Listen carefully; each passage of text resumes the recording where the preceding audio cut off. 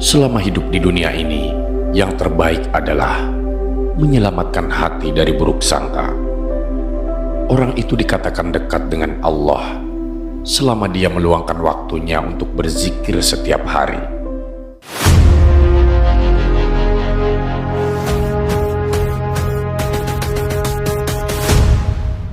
Bismillah, alhamdulillah. Sahabat Haura, jika video ini lewat di berandamu berarti ini adalah petunjuk dari Allah untukmu. Setidaknya luangkanlah waktu sejenak untuk menulis sholawat kepada Rasulullah di kolom komentar, sebagai tanda bukti akan kecintaan kita kepada Nabi Muhammad SAW, agar di akhirat nanti kita mendapatkan syafaat dari beliau. Amin ya rabbal alamin. Sahabat Haura, 75 kata-kata Syekh Abdul Qadir Jailani tentang kehidupan, motivasi untuk hidup lebih baik. Beliau Syekh Abdul Qadir menekankan akan pentingnya melibatkan diri dalam ibadah dan menjaga hubungan pribadi dengan Allah Subhanahu wa Ta'ala. Di Indonesia, nama Syekh Abdul Qadir Al-Jailani cukup banyak dikenal oleh kalangan Muslim. Lahir pada tahun 1077 di provinsi Persia, beliau tumbuh sebagai tokoh yang memiliki pengaruh besar di dunia spiritual dan intelektual. Syekh Abdul Qadir juga dikenal karena karyanya dalam bidang tasawuf yang menekankan hubungan spiritual antara manusia dan Allah. Karakteristik utama dari ajaran beliau adalah betapa pentingnya ketakwaan, kesederhanaan, dan pengabdian kepada Allah Azza wa Jalla. Dalam karya-karyanya seperti Futuhul Ghaib atau Pembukaan Tersembunyi, Syekh Abdul Qadir Al-Jailani membimbing umat Islam tentang jalan menuju kehidupan spiritual yang lebih mendalam. Beliau menekankan pentingnya melibatkan diri dalam ibadah dan menjaga hubungan pribadi dengan Allah. Syekh Abdul Qadir juga mengajarkan bagaimana memberikan kebaikan kepada sesama sebagai manifestasi cinta kepada Sang Pencipta. Oleh karena itu, untuk meneladani ilmunya kita harus mengingat dan meneladani apa yang telah beliau ucapkan. Maka dari itu, inilah 75 kata-kata Syekh Abdul Qadir Al-Jailani tentang kehidupan, motivasi untuk hidup lebih baik, yang dihimpun dari beberapa sumber. Berikut adalah kata-kata Syekh Abdul Qadir Al-Jailani tentang kehidupan. Ubahlah, karenanya sesuatu yang dia benci dari nafsumu, sehingga dia memberimu apa yang kamu sukai. Jalan itu luas, berdirilah dan teguhlah, beramallah, dan jangan lalai selama tali dengan dua ujungnya di tanganmu. Mohonlah pertolongan kepadanya atas sesuatu yang menjadikan kebaikanmu. Kendarailah nafsumu, jika tidak, ia akan mengendarai kamu. Nafsu itu tukang memerintahkan keburukan di dunia dan tukang mencela di akhirat.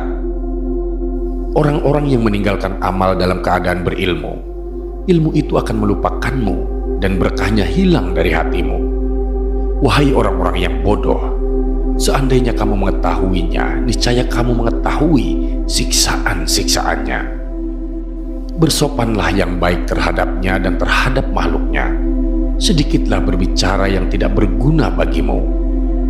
Syirik itu ada pada lahir dan batin. Syirik lahir ialah menyembah berhala, sedangkan syirik batin ialah berpegang kepada makhluk dan memandang mereka dapat memberi kemudaratan dan manfaat. Wahai anak, janganlah kamu menuntut sesuatu kepada seseorang. Dan jika kamu mampu untuk memberi dan tidak mengambil, maka lakukanlah. Kamu melayani dan kamu tidak minta dilayani oleh orang lain, maka lakukanlah. Jadikanlah akhirat itu sebagai modalmu, dan jadikan dunia itu sebagai keuntunganmu. Gunakanlah seluruh waktumu untuk menghasilkan akhiratmu. Lalu apabila dari waktumu itu ada sedikit yang tersisa, maka gunakanlah untuk berusaha dalam urusan duniamu dan mencari penghidupan. Nasihatilah dirimu terlebih dahulu, barulah kemudian menasehati orang lain. Kamu harus lebih memperhatikan nasib dirimu. Janganlah kamu menoleh pada orang lain, sedangkan dalam dirimu masih ada sesuatu yang harus diperbaiki. Janganlah kamu takut kepada makhluk dan janganlah kamu berharap kepada mereka, karena hal itu menunjukkan betapa lemahnya imanmu. Hendaklah engkau istiqomah dalam cita-citamu, sehingga engkau memperoleh ketinggian, karena Allah Subhanahu wa Ta'ala akan memberimu sesuatu yang layak dengan cita-citamu. Dengan kebenaran dan keikhlasanmu, maka bersungguh-sungguhlah engkau, songsong dan kejarlah, karena sesuatu itu tidak akan datang kepadamu begitu saja tanpa berusaha memperolehnya. Sedangkan engkau mempunyai kewajiban untuk melakukan amal kebaikan sebagaimana engkau diwajibkan untuk mencari rezeki. Selama hidup di dunia ini, yang terbaik adalah menyelamatkan hati dari buruk sangka. Orang itu dikatakan dekat dengan Allah selama dia meluangkan waktunya untuk berzikir setiap hari. Bantulah orang fakir dengan sebagian harta kalian. Jangan pernah menolak pengemis, padahal kalian mampu memberikan sesuatu untuknya, baik sedikit maupun banyak. Raihlah kasih sayang Allah dengan pemberian kalian. Bersyukurlah kepada Allah yang telah membuat kalian mampu memberi. Jika pengemis adalah hadiah dari Allah, sementara kalian mampu memberinya, mengapa kalian menolak hadiah itu? Bohong kalau kalian mendengar nasihat dan menangis di hadapanku, tapi saat orang datang meminta uluran tangan, kalian malah membiarkannya. Itu menunjukkan bahwa tangisan kalian belum karena Allah. Apabila kebenaran keimananmu telah terbukti dan kamu dapat menyesuaikan diri dengan kehendak dan perbuatan Allah, dan juga dengan izin Allah juga, maka hendaklah kamu tetap bersabar dan ridho serta patuh kepadanya. Janganlah kamu melakukan apa saja yang dilarang oleh Allah. Apabila perintahnya telah datang, maka dengarkanlah, perhatikanlah, bersegeralah melakukannya. Senantiasalah kamu bergerak dan jangan bersikap fasik terhadap takdir dan perbuatannya, tetapi pergunakanlah seluruh daya dan upayamu untuk melaksanakan perintahnya itu. Janganlah bersusah payah untuk mendapatkan keuntungan, dan jangan pula mencoba untuk menghindarkan diri dari malapetaka. Keuntungan itu akan datang kepadamu jika memang sudah ditentukan oleh Allah untukmu, baik sengaja mencarinya maupun tidak. Malapetaka itu pun akan datang menimpamu jika memang telah ditetapkan oleh Allah untukmu, baik kamu membencinya maupun mencoba menghindarkannya dengan doa dan sholat, atau menghadapinya dengan penuh kesabaran karena hendak mencari keridhaan Allah Subhanahu wa Ta'ala. Taubatlah engkau dari ria dan nifak. Janganlah malu mengakui hal itu atas dirimu. Yang kuat di antara manusia mulia adalah mereka yang semula munafik. Oleh yang demikian, berkatalah sebagian ulama, tidak ada yang mengetahui hakikat ikhlas kecuali murai, orang ria. Yang paling beruntung ialah mereka yang ikhlas mulai dari awal hingga akhirnya. Pikirkanlah bahwa di dunia ini, sesuatu yang kamu cintai tidak akan kekal selamanya, tidak abadi, pasti fana. Jika hal ini telah benar-benar kamu sadari, tentu kamu tidak akan melupakannya walau sekejap pun. Namun, kebanyakan tidak ada manusia yang mengingatkan akan hal itu. Barang siapa telah merasakan berarti telah mengetahuinya. Manusia yang demikian adalah termasuk salah satu dari mereka yang tidak tahan tinggal bersama makhluk. Malulah kamu kepada Allah Subhanahu wa Ta'ala. Lihatlah dengan mata hatimu, rendahkan dirimu di hadapannya, letakkan dirimu di bawah lintasan kekuasaannya.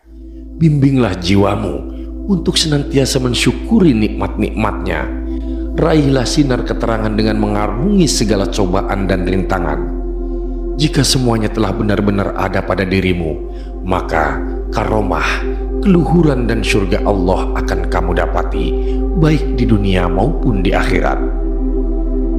Kenalilah Allah Subhanahu wa Ta'ala, janganlah rasa bodoh terhadapnya, taatlah kepadanya, jangan mendurhakainya, ridholah atas ketentuan dan takdirnya, jangan kau ingkari. Kenalilah Al-Haq Azza wa Jalla melalui ciptaannya, dialah Allah, Maha Pencipta, pemberi rezeki yang awal dan yang akhir, yang lahir dan yang batin, yang qadim, yang abadi, dan yang bebas berbuat sesuai dengan kehendaknya. Orang mukmin mengawali dirinya dengan membangun batinnya, kemudian baru membangun lahirnya, sebagaimana orang yang membangun rumah, membelanjakan sejumlah uangnya untuk mengisi rumahnya itu sebelum pintunya terbuat rapi. Wahai mereka-mereka yang jahil, pada mulanya engkau haruslah bergaul dengan para syekh, membinasakan nafsu, kesenangan dan segala sesuatu selain Allah Azza wa Jalla. Engkau harus selalu menghadap pintu rumahnya, yakni para syekh. Baru setelah itu pisahkan dirimu dengan mereka. Bersilalah di persadamu sendirian, hanya bersama Allah Azza wa Jalla. Jika semuanya itu telah engkau capai, niscaya engkau akan menjadi obat bagi makhluk, menjadi petunjuk yang menuntut mereka atas selain Allah Azza wa Jalla. Aku mengajakmu menghadap kehadirat Allah Azza wa Jalla. Aku mengajakmu ke ambang pintunya dan untuk taat kepadanya, bukan kepada dirimu. Orang munafik tidak mungkin mengajak makhluk ke hadapan Tuhan, melainkan mengajak mereka kepada diri mereka sendiri. Mereka mencari penghormatan dan pengakuan serta tamak kepada hal-hal duniawi.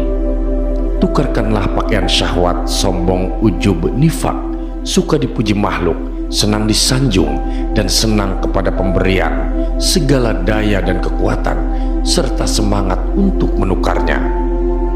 Letakkanlah dirimu di hadapan Allah Azza wa Jalla dengan tiada daya, kekuatan dan tidak bersama apa-apa, juga dengan tanpa syirik dengan makhluk. Jika semuanya itu sudah kamu penuhi, tentu kamu akan temui kasih sayang Allah Subhanahu wa Ta'ala yang selalu melimpah kepadamu.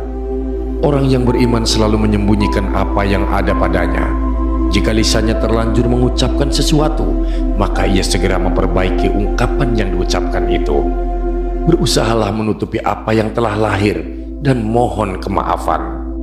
Janganlah kamu menghendaki kelebihan dan kekurangan. Janganlah mencari kemajuan dan kemunduran, sebab ketentuan telah menetapkan bagian masing-masing.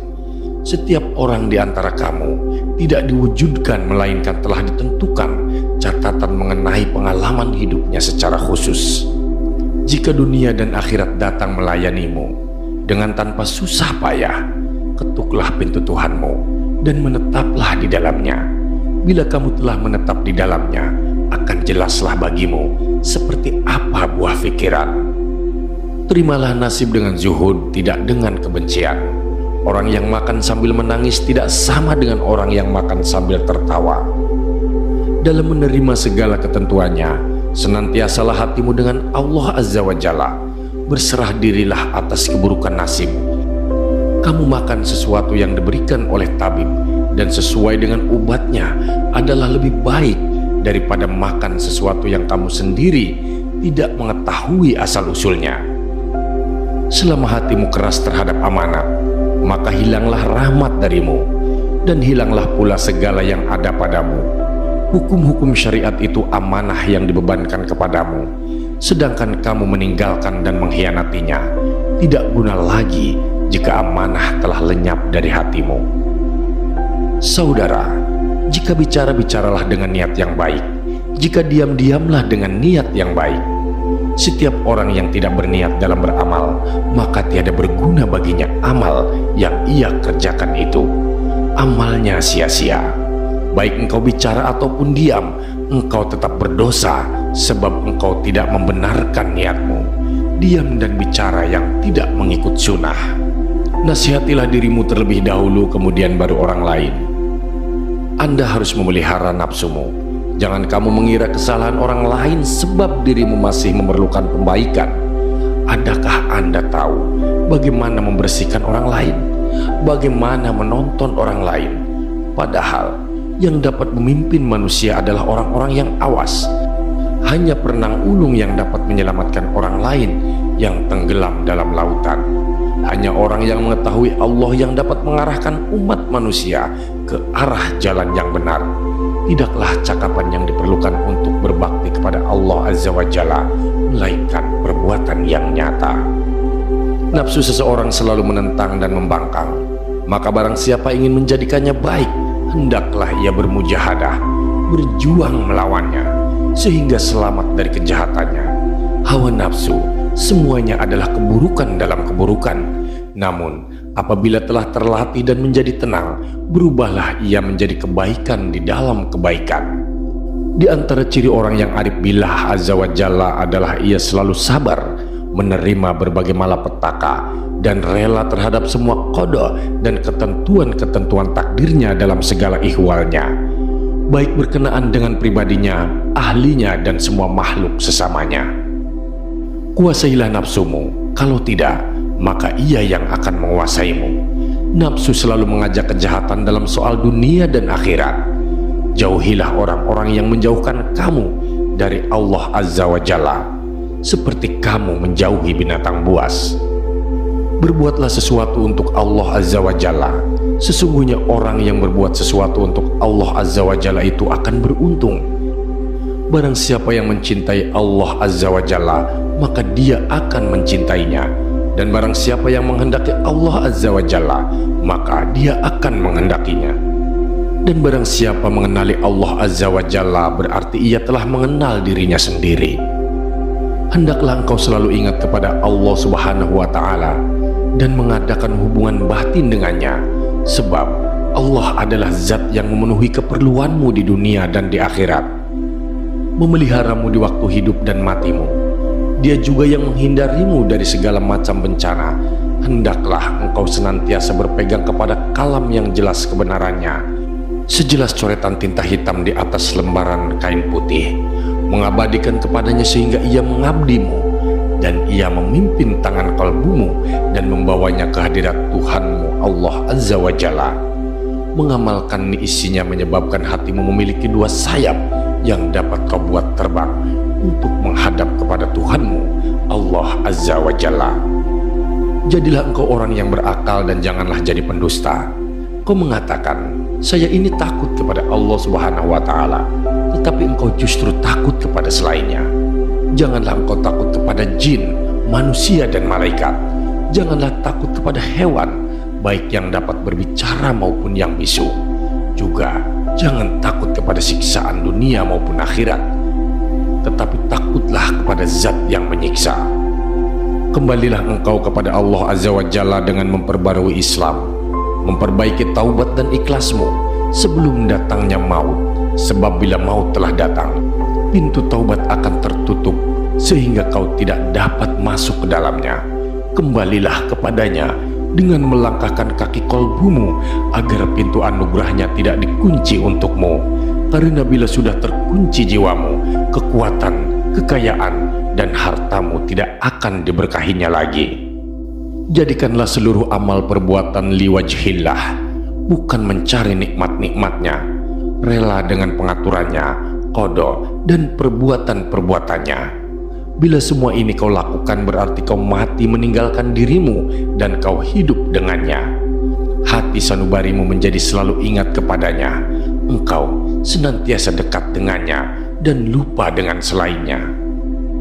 Jika kamu orang yang berakal, tentu kamu akan meraih keimanan untuk bekal ketika bertemu dengan Allah Azza wa Jalla, dan tentu akan bersahabat dengan orang-orang yang saleh, serta mengambil mereka sebagai suri tauladan yang baik dalam perkataan dan perbuatan, sehingga hari demi hari keimanan dan keyakinanmu akan bertambah.